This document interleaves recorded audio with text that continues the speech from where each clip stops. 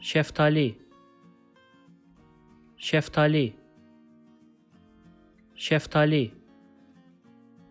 Şeftali reçeli seviyorum. Şeftali reçeli seviyorum.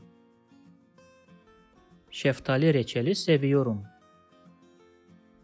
Şeftali mevsimi bitti. Şeftali mevsimi bitti. Şeftali mevsimi bitti. 1 kilo şeftali aldım. 1 kilo şeftali aldım. 1 kilo şeftali aldım. If you like this video, please subscribe to my channel below for more videos on Turkish grammar, vocabulary and pronunciation. Also, if you think this video can benefit somebody else, please share it with them.